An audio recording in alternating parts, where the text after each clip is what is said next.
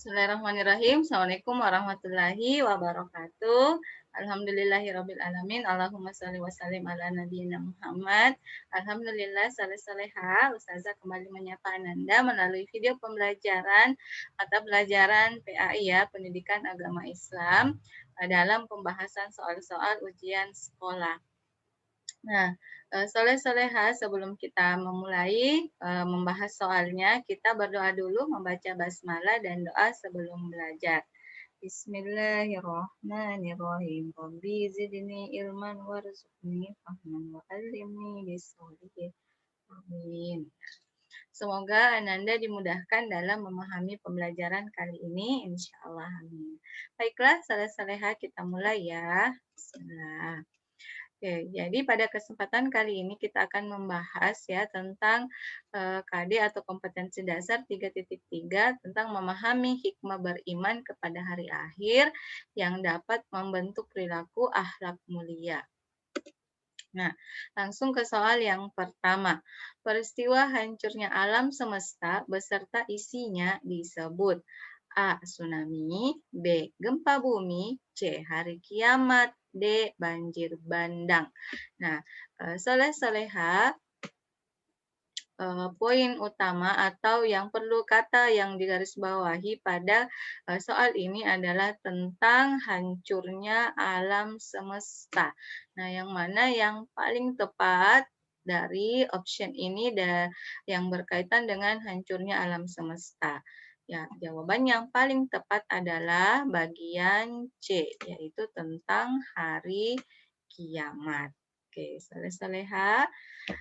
Soal yang selanjutnya adalah percaya kepada hari akhir termasuk rukun iman yang A. Kedua, B. Ketiga, C. Keempat, D. Kelima. Nah, soleh-soleha, yang digarisbawahi di sini adalah tentang rukun iman. Ayo, masih diingat ada berapa rukun iman, soleh-soleha? Apakah ada 5 ataukah ada 6? Ya, jawaban yang paling benar adalah ada 6 rukun iman. Kita bahas satu persatu. Rukun iman yang pertama adalah beriman kepada Allah. Perhatikan ya, kemudian rukun iman yang kedua adalah beriman kepada malaikat, rukun iman yang ketiga beriman kepada kitab, yang keempat beriman kepada rasul, yang kelima adalah beriman kepada hari kiamat, dan yang keenam adalah beriman kepada qada dan qadar. Jadi ada 6 rukun iman. Nah, pertanyaannya, hari kiamat itu termasuk rukun iman yang keberapa atau beriman kepada hari kiamat termasuk rukun iman yang keberapa? Nah, jawaban yang paling tepat adalah ini ya, rukun iman yang kelima ya. Jadi rukun iman yang kelima. Jadi jawaban yang paling tepat adalah bagian D. Rukun iman yang kelima yaitu beriman kepada hari kiamat. Lanjut ya, pertanyaan ketiga. Hari kiamat disebut juga dengan A. Yaumul Id, B. Yaumul Hisab, C. Yaumul Arafah, D. Yaumul Isnain. Ayo soleh-soleha, yang mana jawaban yang paling tepat? Nah, kita bahas dulu ya tentang nama lain dari hari kiamat. Nah, ini ada 4 ya di sini yang Ustazah bahas. Nama lain dari hari kiamat atau hari kiamat disebut juga sebagai Yaumul Qiyamah, hari kebangkitan besar. Kemudian Yaumul Fasl atau hari pemisah. Ya, hari yang ketiga adalah Yaumul Hisab atau hari perhitungan, dan yang keempat adalah hari pertemuan atau Yaumul Talaq. Nah, dari opsi tersebut yang paling tepat adalah Yaumul Hisab.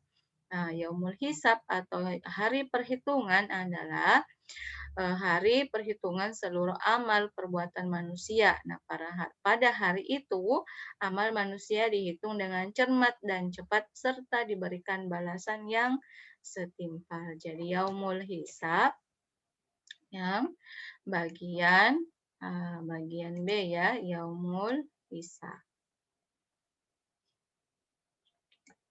Kalau yang A, Yaumul Id berarti hari raya. Biasa kita dengar Id Mubarak atau hari raya Idul Fitri Mubarak. Kemudian Yaumul Arafah berarti hari Arafah. Dan Yaumul Isnain berarti hari Senin ya.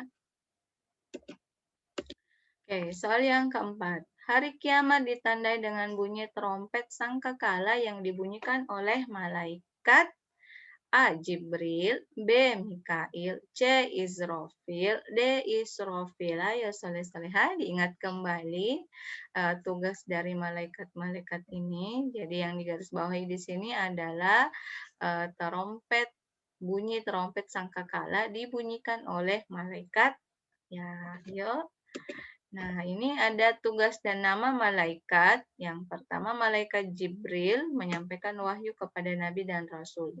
Coba soleh-soleha silakan dicari di tugas ini yang mana yang nama malaikat yang bertugas untuk meniup sangkakala atau meniup trompet pada hari kiamat. Oke, jadi ada Jibril, Mikail, Israfil, dan Israil, Rakib, Atid, Mungkar, Nakir, Malik, dan Ridwan. Ya, jawaban yang paling tepat adalah yang bagian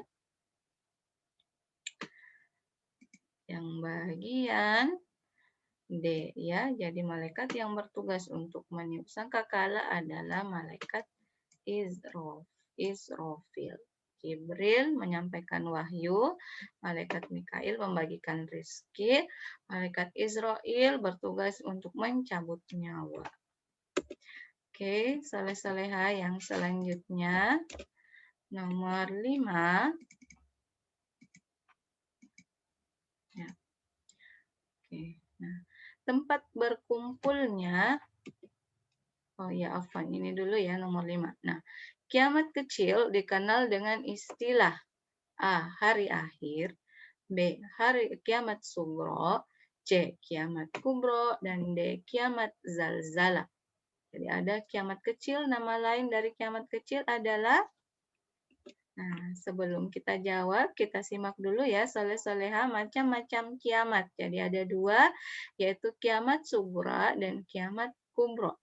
Kiamat sugro berarti kerusakan kecil, yaitu berakhirnya kehidupan semua makhluk yang bernyawa atau akan mengalami kematian dan berbagai bencana alam seperti gempa bumi, gunung meletus, banjir, gelombang, dan tsunami. Jadi ini adalah tentang kiamat sugro atau kiamat kecil. Sedangkan kiamat kubro adalah hancurnya alam semesta dengan segala isinya. Jadi bumi, matahari, dan bintang saling bertabrakan sehingga mengalami kehancuran total. Manusia, jin, tumbuhan, dan hewan seluruhnya mati. Nah, ini tentang macam-macam kiamat. Kemudian kita kembali ke pertanyaannya. Oke, jadi kiamat kecil dikenal dengan istilah apa tadi? Sudah dibahas. Ya, yang paling tepat adalah yang bagian D, kiamat sugro. Contohnya kematian makhluk yang bernyawa, terjadi gempa bumi, tsunami, banjir, dan lain-lain. Oke, nah selanjutnya pertanyaan yang ke-6. Oke, tempat berkumpulnya umat manusia setelah dibangkitkan adalah A. Padang pasir, B. Padang rumput, C. Padang mahsyar, D. Padang Bengkulu. Soleh-soleha yang mana yang paling tepat? Ya, yang paling tepat adalah Padang mahsyar. Apa itu Padang mahsyar? Kita simak ya. Nah, ini. Padang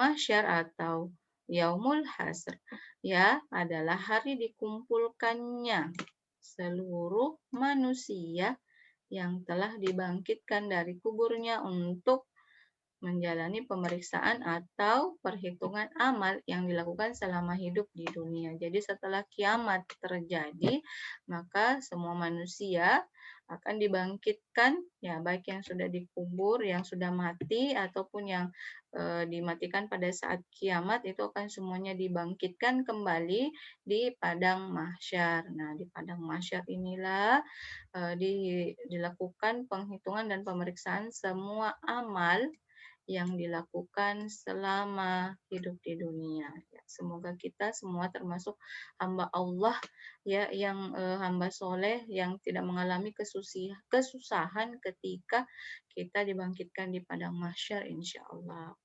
Baiklah soleh-soleha, alhamdulillah demikianlah materi yang Ustazah sampaikan pada kesempatan kali ini.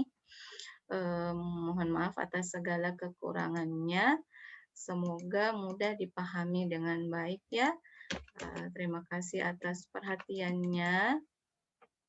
Ya, sampai jumpa di video pembelajaran berikutnya. Assalamualaikum warahmatullahi wabarakatuh.